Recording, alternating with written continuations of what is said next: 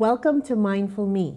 I'm your host, Dr. Marga, family medicine physician and life coach practicing medical aesthetics and wellness based in Greater Boston, in Wellesley and Needham, Massachusetts. This health and wellness show was born out of the needs I saw as a medical doctor. People are curious and are even demanding information and options on how to get healthier, and more importantly, how do we improve our quality of life? And quality of life is simply, how do I feel good from moment to moment, minute to minute, hour to hour, day to day? It is my goal to highlight to you, our viewers at home, the knowledge and experience of various experts from both mainstream and complementary disciplines to inspire action in our communities in the areas of self-care and self-development, physically, mentally, and energetically. Today's guest is Emily Taradash, professional wingwoman. Emily is a professional wingwoman in love and life coach, and stand-up comic as well, inspired by the road to romance with her now husband after being ghosted by a sushi chef. She launched Your Married Wingwoman to help jilted singles heal, let go of past hurts, and finally meet the right partner. Emily preaches that true love with others starts by knowing yourself, then uncovering the traits you'd like in a partner before you meet in real life. She likes to say, delete your dating apps so you can stop swiping and start falling in love. Emily is a seasoned theater artist and former faculty member, holding a BA from the University of Vermont and an MFA from the University of Massachusetts Amherst. She designs costumes nationally and internationally, working on over 100 shows in a 16-year period before leaving her teaching job to pursue coaching and comedy in 2021. Always in motion, she currently splits her time between Rhode Island and Kansas and loves spending time with her husband Joe and their 2 cats. Welcome, Emily Taradash. Thank you so much, Marga. I'm so pleased to be here with you. I am so happy you're here. I am so loving it that you've made time in your flighty schedule between 2 cities. Yes. For our little town of Needham, of course, where we are filming today. Thank you so much. We feel very blessed. But you have a special story to share. I do. Well, the road to romance for some people can be a rocky one, full of potholes. Maybe people in Needham know that. Maybe they don't. I haven't driven on these roads recently a lot. But, for a long time, I was obsessed with love. From the age of, kindergarten, I was always, where's my Prince Charming? When is this happening? I couldn't wait for love. And then as I became an adult, I decided, okay, I'm going to follow my career. I'm going to be an artist. I'm going to go on this theater trajectory, which led me all over the country. And I designed in Canada and across the US. And it was great, but the love never really sort of stuck around. The priority was always the career, which I think is happening a lot for a lot of people, right? And for many reasons, and good reasons. But I still wanted to have a partnership. So I would, find people, go out on dates, really enjoy the dating process and just let it happen for a while. But because I was so fragmented geographically, it made it really difficult for me to commit, right? And say, oh, okay, well, I want to be with this person. I want to have a house. I want it to look like this. And your love story gets to be whatever it is that you want. So after graduate school, I was really tired. And I was convalescing in Provincetown, and I met the sushi chef, and one thing led to another, and we had a whirlwind romance, and we're living together and planning to move to Japan together. And everyone was tentatively very happy for me. But one day, put him on a plane, never heard from him again. And I think that this is very common with people who are dating now. Ghosting is this thing that happens all the time. And people always ask me, like, did you look him up? Did you find him? And I was like, well, I'm a little bit, but not obsessive about that, because in my heart, I knew that it wasn't the right match. You know, like for someone to do that to you, it's such a betrayal of trust. And so I realized I really needed to stop distracting myself with dating apps. I needed to get really focused, and I was the root of all of these relationships. So I said, okay, I gotta really enjoy myself and see about what are my priorities in life? What's really, you know, lighting me up and leading me forward, not just in relationships and work, but like everything holistically. If I may just pause Yeah. right there, I feel like we shouldn't gloss over the fact that you decided to look inward instead of point fingers. Yes. I don't know, it's amazing to me. I don't know what time period passed for you to you know, recover from the disappointment and the betrayal to, you know, healing and reflection. Could you tell us how you shifted? Sure. Because those are intense emotions. Yes. And I also want to say that it is a common downfall of people to be stuck in anger. You know, I have these conversations with my son where he would say that sometimes being fueled up and fired up, which is bordering on anger, and I educate him how anger can be a volatile dynamite, Right. where it can push you to action, yes, but it can also destroy you. So I think there's a lot of wisdom just in the transition rather than going into the discovery. Like, how did you transition? Sure. Well, I was very lucky to be on my family's farm. And so I had my family near me, and they were very supportive. Yeah. And I think that if I didn't have that, I would have possibly stewed longer or not. I may not have taken the time to actually go like inward and really adjust and say, oh, okay, I'm good, but what is it that I truly want? And so I just went back to zero. I had finished grad school. You know, the thing that was actually scarier for me than not being in the relationship was I had no work lined up. Okay. So it was the first time. Oh, wow. Oh, yeah, because Was that together? I thought that I would be in Japan. Yeah. And so I thought I was going to go to Japan Wow. for 3 months, so I didn't want to line anything up. So that was more of the what now? And I did have some savings, so I just decided, okay, I'm going to be really frugal about what I'm spending. I'm going to spend money on food, wellness, gas, you know. And I was at home, so I could really sort of cut it down to the bone. And I started going to the gym. I started eating better. I started really focusing on sleep, on writing. I did The Artist's Way, which I love. It's a book by Julia Cameron. And it's really a portal to romance yourself as an artist and a creative. And she believes anyone has the ability to do that. Everyone is creative. And so it's a 12-week capsule of time. You get up, you write 3 pages in the morning, and once a week you take yourself on an artist date. And so the artist date, you know, usually you're like, oh, I don't want to do something like this by myself. I need to be with someone. But you are with yourself. And so making that space for you that's sacred, where for 2 or 3 hours a week, you're going to go and do something. Like maybe you go buy penny candy. Maybe you go bowling by yourself. Maybe you see a movie. Maybe you take yourself out for brunch. Whatever. It's whatever is sort of enlivening to you and exciting to you. And because of that, I was able to really see like, oh, what have I not done lately that I've really enjoyed myself? You know, because also when you're in a relationship, sometimes parts of you get subjugated, right? You sort of go, oh, well, I don't do that anymore. Or, oh, well, this person's more interested in this, so I'm going to not do those things that they don't like. Or, you know, I'll come back to it later. They're really into this, so we'll focus on that. So I definitely want to hear more when we return. Folks, stick around. More on dating yourself through Emily Taradash when we return. Imagine always being front row to plays like this.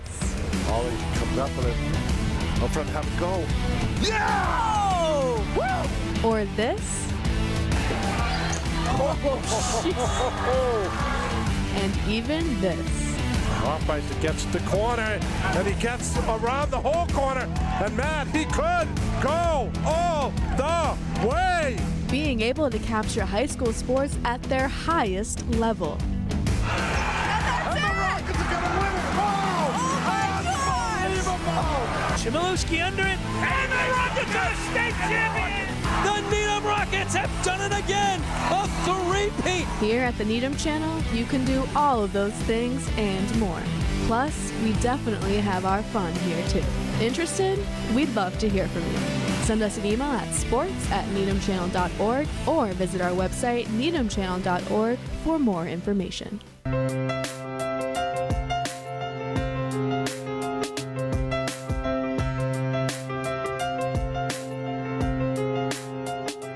Welcome back to Mindful Me. Here is our quote of the day.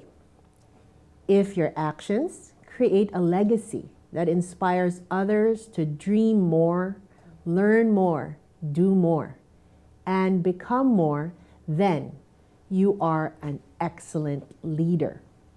Dolly Parton. Emily, you were telling us about this special window of time that you created for yourself. I called it you were dating yourself. So I don't know if you agree. Oh, yeah. But yes, tell us what happened next. So as I was in this period, I decided I wasn't going to distract myself with apps, and I wasn't going to go through profiles and just, sort of future trip and go, oh, what about this person? What about that person? It was really too tiring to go through, and I didn't feel like I was able to trust other people first. So it came back to that, okay, first I have to give myself the trust that I need in my relationship with myself. And that sounds cheesy, but it's really profound to actually do it. Say it again.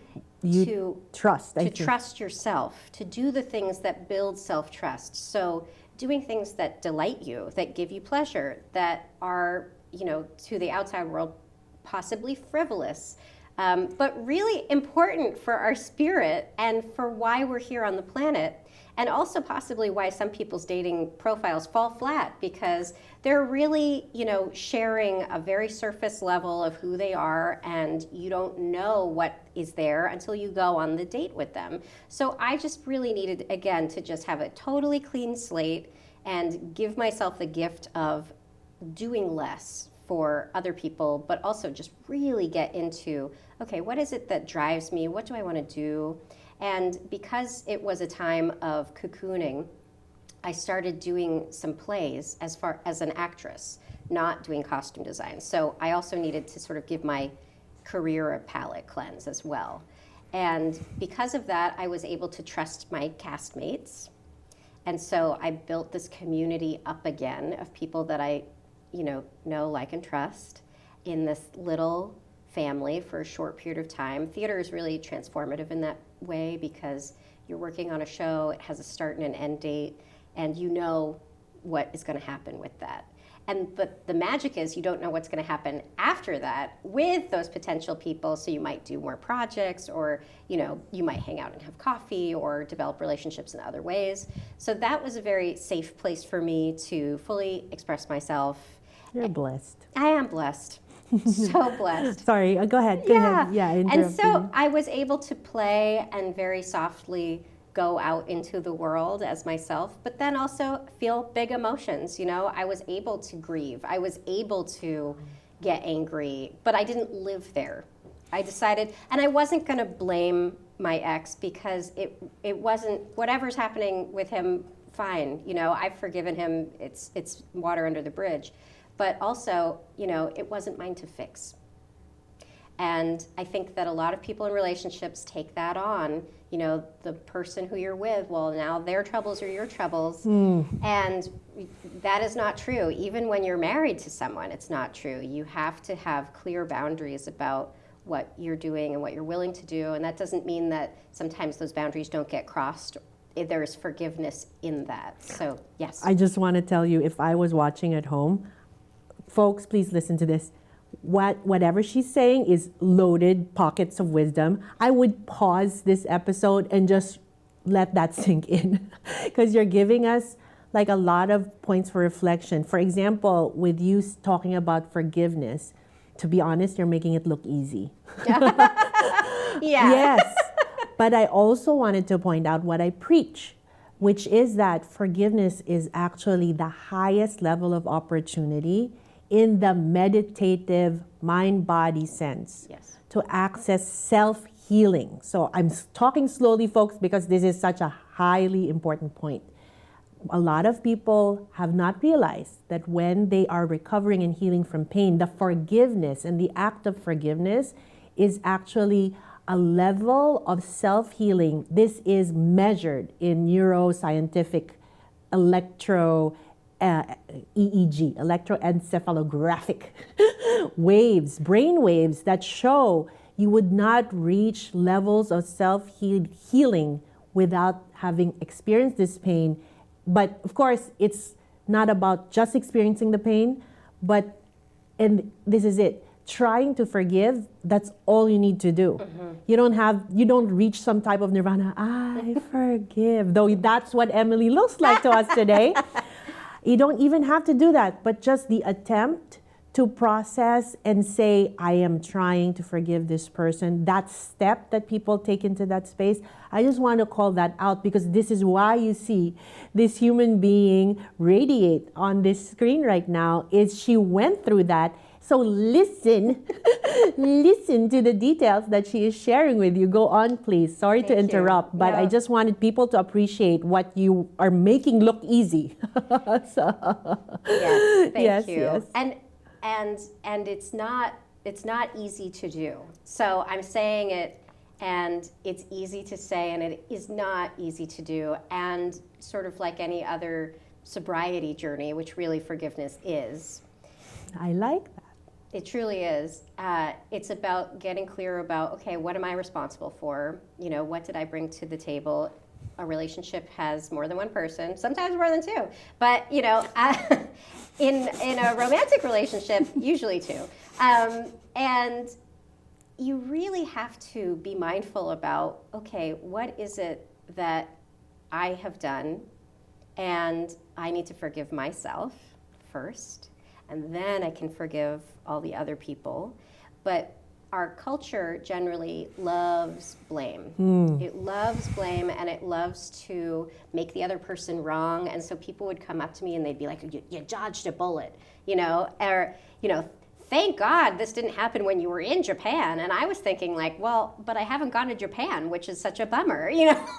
I'm like, I would have been able to handle it, it's fine. But anyway, that's not the point. The point being, to get into that real self-knowledge and knowing yourself intimately, loving yourself unapologetically, no matter what. It's not about having a perfect relationship. There is no such thing. So that is what I love to do, you know, in what I do now as a wing woman, because you want someone who's been there, who knows what is happening, right? And can help you. Sometimes I feel like with relationships, we love to jump to the red flags. And this is the thing about the blame and the forgiveness. When we're stuck in this negative mindset and everything's a red flag, I painted a lot of red flags green in that other relationship. Sure did.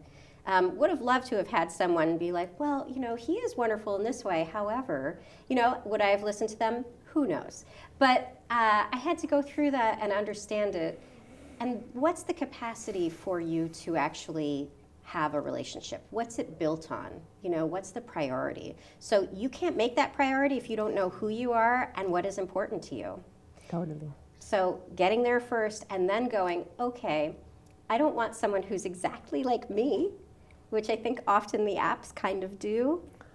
I think they're like, oh, well, you both like to go to the movies. Well, you'll be perfect, you know? And it's like, well, he likes action movies and I like, you know, Disney rom-coms. I don't know, like, whatever.